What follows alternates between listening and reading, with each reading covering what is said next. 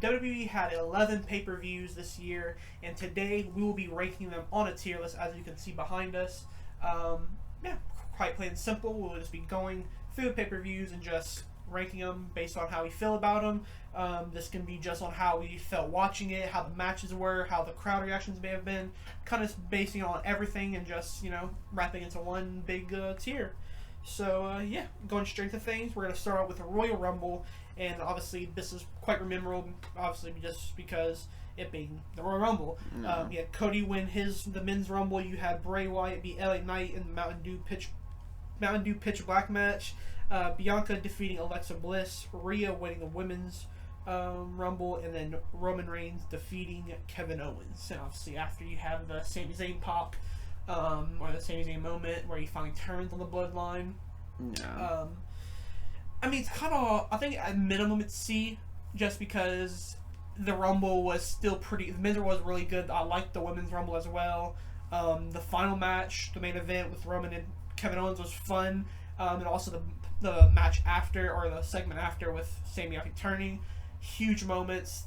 Only thing that really brings it down is the Bianca versus Alexa Bliss and the Bray Wyatt versus LA Knight match. So, yeah. Yeah, the Rhea versus Liv match, it was pretty good as well.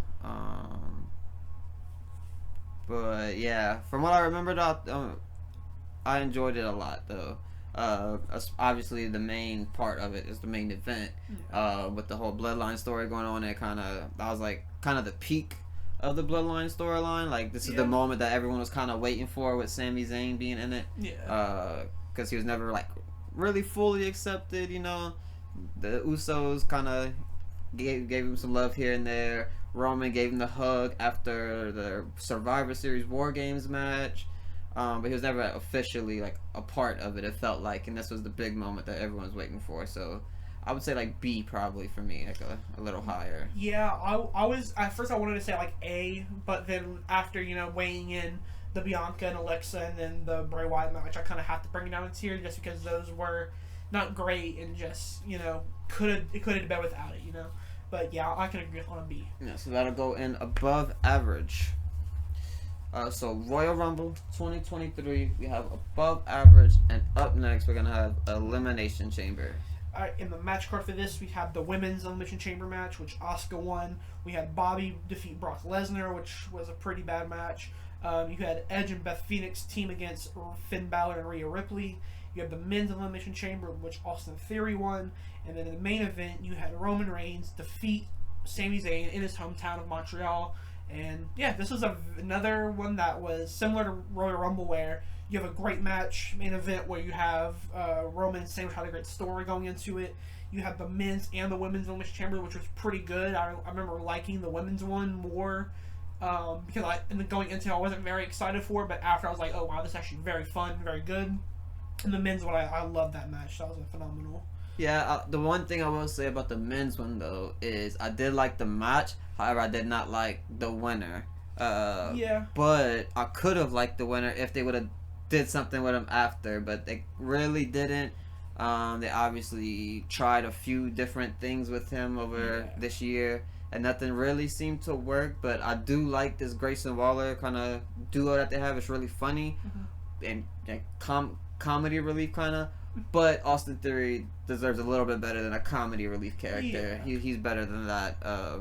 So I would like to see him in a more serious role soon. Yeah. But this one, I think I will rank probably the same, honestly. I'm thinking B tier. Yeah, that's what I was thinking. Again, it's a 5-match card similar to Rumble. They have 3 good matches with amazing main events, and then you have 2 matches that, for me, didn't hit well. Like, I don't like the Edge and Beth versus Finn and Rhea. That was okay.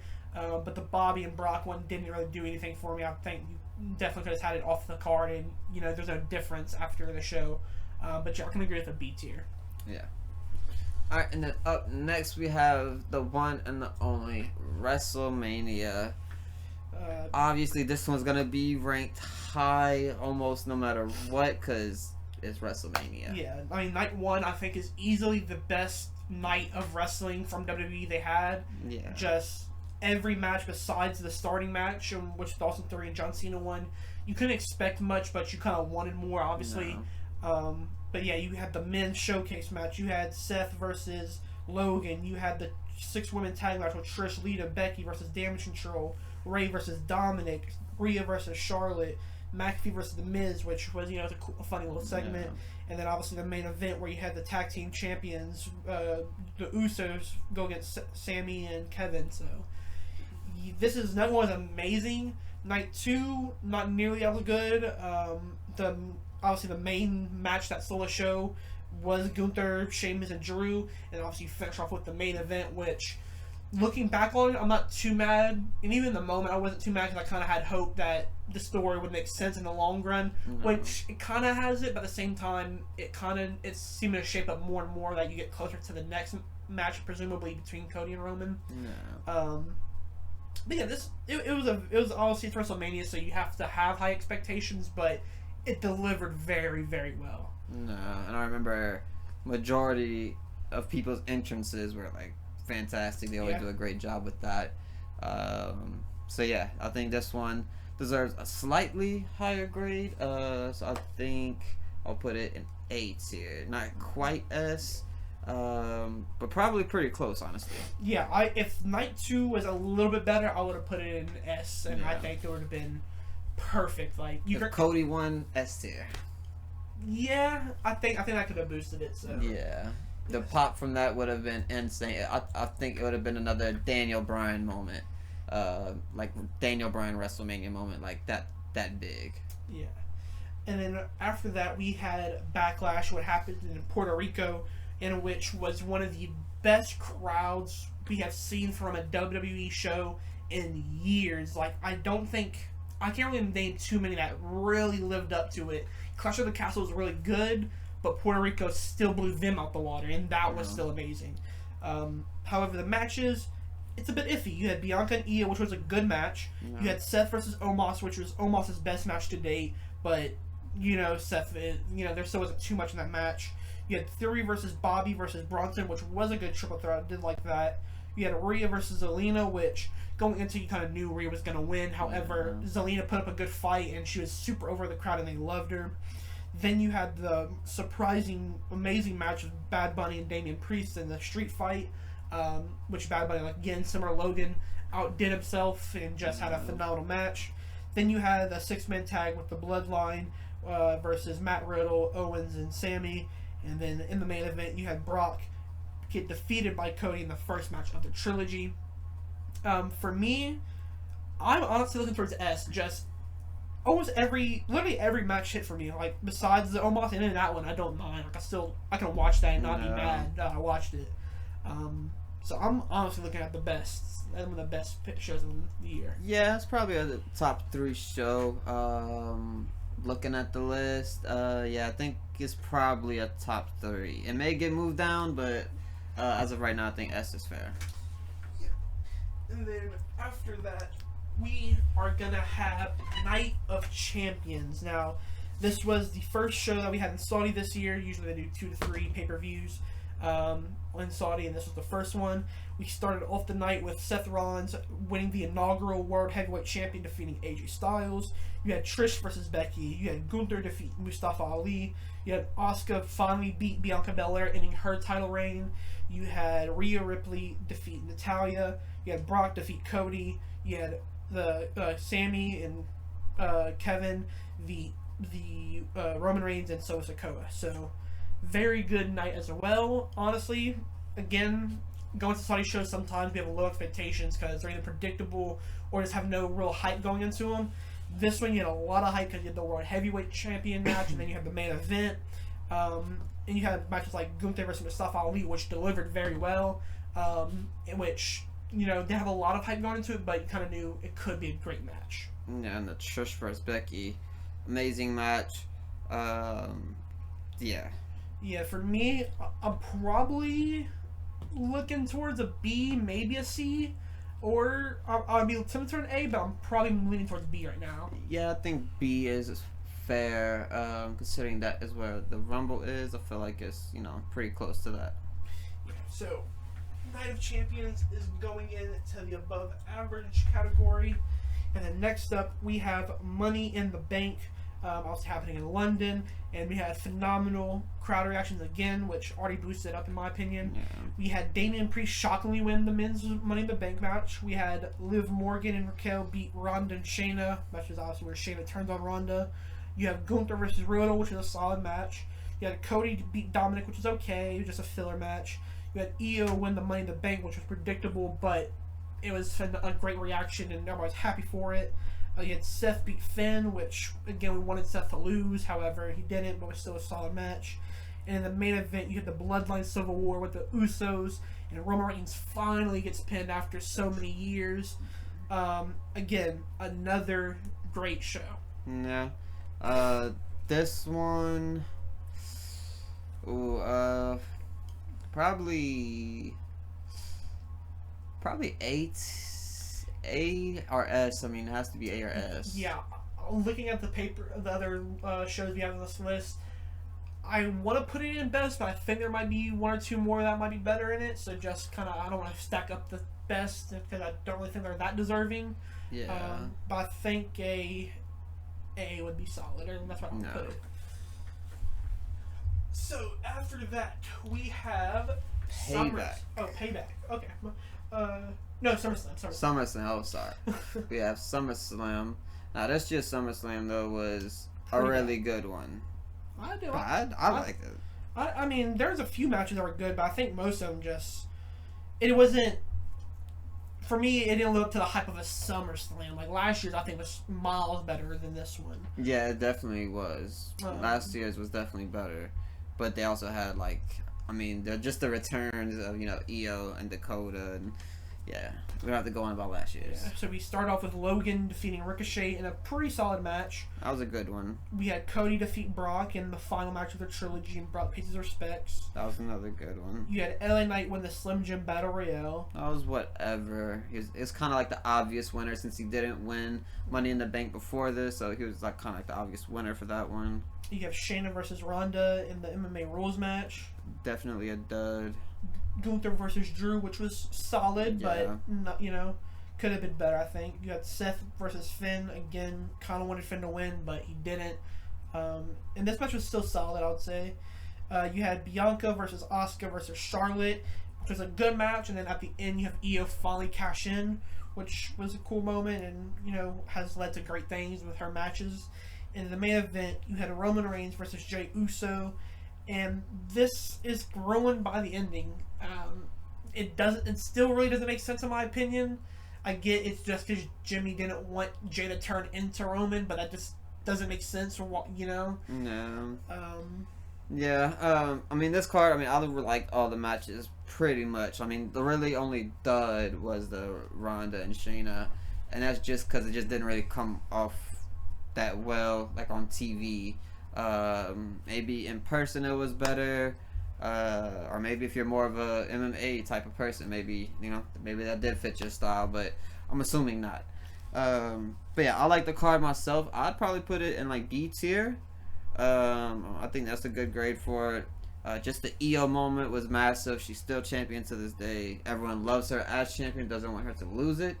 And yeah, I think just that moment, then whether you liked it or not, the Jimmy and Jey thing, it was still a big moment. Whether you liked it or not, it was still huge and a massive part of what's going to happen at this year's Mania, more than likely. So it's like a lot of pivotal moments in this one, kind of. Yeah, I was leaning towards a C, but I think I can put it in a B, and I'm okay with that. And it's kind of the start of LA Knight, too. Like, obviously, he was really popular before this, but this is the start of his, big push. Yeah, literally the start of his push.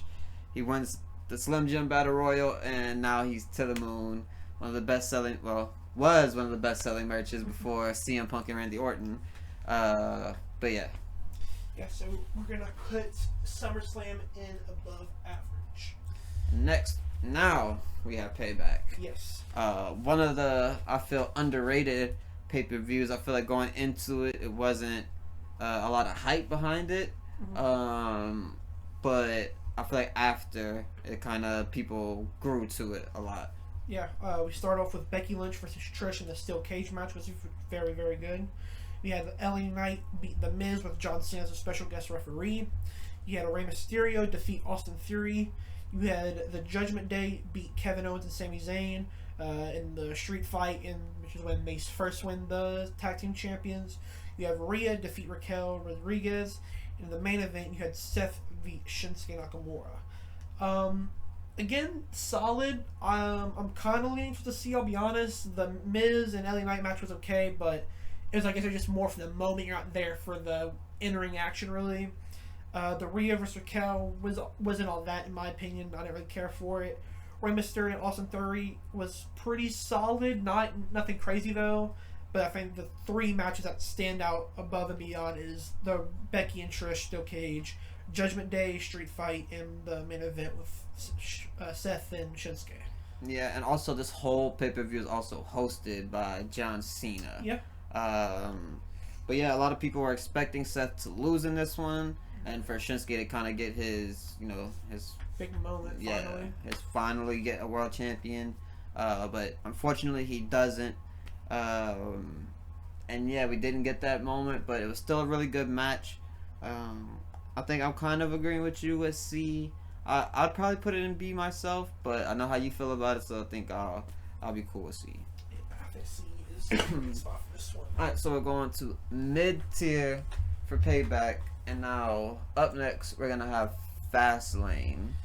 Now Fastlane, I have to get a memory of the card because I don't really remember, honestly. Alright, so we had Cody Rhodes and Jey Uso defeat the Judgment Day for the Undisputed Tag Team Okay, Champions. I remember it now. Okay. We had Carlito finally joining LWO and makes a big return versus Bobby and the Profits. You had Io beat Asuka and Charlotte in the triple threat match. You had Cena and LA Knight beat the Bloodline. And then you had Seth Rollins beat Shinsuke in the Last Man Standing match. So the standout match for this one is the triple threat women's match. Very good match. I really enjoyed that, especially when there's a lot of close calls where I wasn't sure Io was going to retain, which scared me, but in the end she does. Seth and Shinsuke was a good match.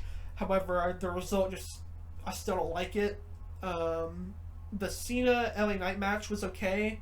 It was probably Cena's best match of this little run he had, I would say.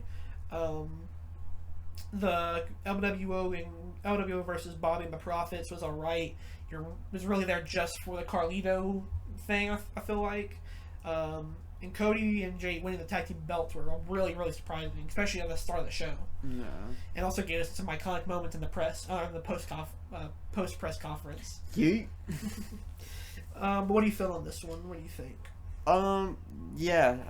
This one was good.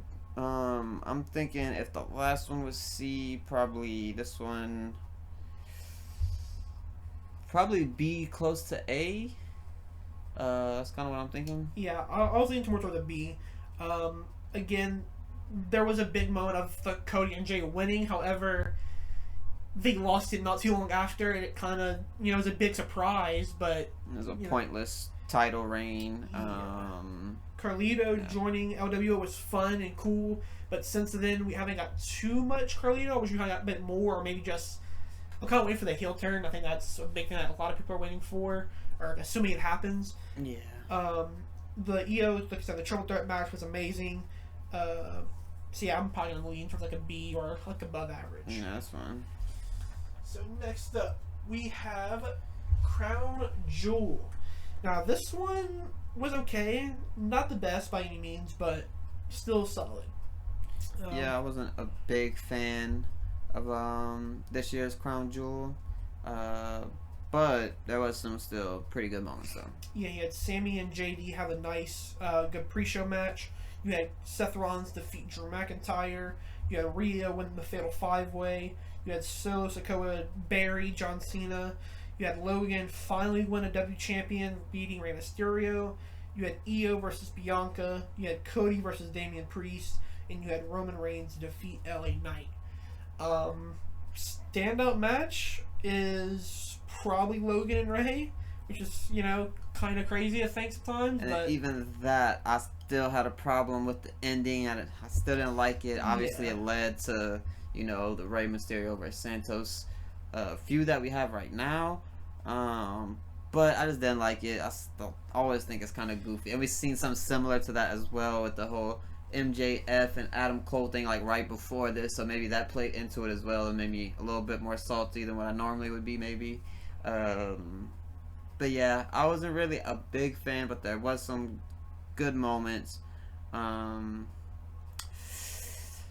mean, this one's probably a C tier. Yeah, I was thinking about it's pretty mid. I think it was the most predictable card, without a doubt. I think every match I could have predicted, and I was like, okay, that makes sense. I don't really. The only match that was like really kind of shocking was Solo. The way Solo won. I think Solo winning is a kind of a surprise, but not nearly as a surprise when you see how he wins. You know. Yeah, after you hit 20 Samoan spikes, you know. Yeah. That's the end of it. Yeah. So Crown Jewel goes in mid, and then finally we have Survivor Series. Now, this one, it could be carried by the returns. Obviously, you have CM Punk and Randy Orton returning. And R-Truth. Correct, my bad. But we start off with the Women's War Games, where the babyface wins. You get the big moment of Becky and Charlotte finally hugging and kind of putting aside differences for one night at least, and, you know, winning the match. You had Gunther versus The Miz, which is pretty solid. You had Santos versus Dragon Lee, which is a nice, fun match. You had Rhea beat Zoe, and you had the babyface team of Cody, Seth, Jay, Sammy, and Randy beat the Judgment Day, plus Drew McIntyre. But again, the main talking point is going to be CM Punk and Randy Orton and R-Truth. But yeah, what would you rate it right now? I mean, I think it instantly goes to S tier. I mean, the two returns are two of the biggest stars in all of wrestling. Yeah. If not CM Punk being the biggest, maybe. Despite being gone for 10 years from the WWE, despite being fired from AEW twice. Yeah. He's still the best in the world, or at least most popular in the world. Pretty much. So I mean, you kind of have to put in S because of that. I'm a big CM Punk fan. I'm a big Randy fan. I mean, almost everyone on this card, period, I'm a huge fan of. Like, the card, when you just look at the names on it, I mean, it's really good. It's all the stars that you would want to see on a card. The Women's War Game match, the EO spot and the Charlotte spot, that was really good. There's really not too much on the men's War Game side, honestly. It wasn't too amazing of a match. There were still, you know, some cool moments like the Randy Orton RKO on JD. But I don't know. I think also though, like, I think the Cody or the CM Punk return really overshadows the match as well, because it might be hard to remember what happened in that match because of after the show you only think about one thing only. That's CM Punk, you know. So it's kind of hard. But we kind of seen it. I guess it's a little bit different maybe. But at Wrestle Dream you had Edge return. That's kind of all you can remember from that match. However, there is some big spots where Christian, you know, destroys Darby Allin, and you still remember those. However, in this one, you don't. So it did like the bare minimum, I'd say, and maybe a bit more. But still, I still think it was very solid. Yeah, I still think it's S tier. I mean, the women's War Game match was really good. I didn't agree with the winner necessarily. I would have liked to see Judgment Day win, but it's not a big deal. They'll be fine, and obviously they have their own like internal splits between everybody in the group. We don't know who's with who. Yeah. Asuka seems like a solo act that might turn on everybody soon. And everybody seems like they may turn on Bailey soon. Yeah. We don't know what's going on with Dakota Kai. What is she thinking about and feeling during all of this? So yeah, I think this just goes S tier. The storytelling was there. The pop for CM Punk was just, I mean, the biggest pop in pro wrestling history, probably. And a genuine surprising return as well, because, you know, everybody's going to say it, but everybody thought he was going to come back, but at the same time, those last few days of going into it, where you were like, even me and you were like, we just you know, kind of walk by each other and we're like, I wonder if he's going to return. Like, I don't think he is, because we didn't want to get our hopes up. But then when he does, it's like, holy cow, like, no, never expected this. So, yeah, I can agree with an S. I think, like I said, the returns alone make it revolutionary and just iconic in just that regard. Yeah, it's the biggest moment in pro wrestling this year, probably. There's some that you could debate against it, probably, but I think for me, that's probably the biggest moment of the year. hell has frozen over. But yeah, that is our ranking of all the pay-per-views. So I mean, honestly, not too bad. No D's or F's. Crown Jewel potentially could have went to a D, but I don't think it deserved it. It was still pretty good. Yeah, I think this is WWE's best year of PLEs. Especially that start of the year. I remember everybody was like, "Wow, this is an amazing run." Because even like the B tier shows were still very solid and very fun. Like we've seen Backlash become a one that no one was really excited for. And then after you're like, "Wow, we put in the best of the best." So.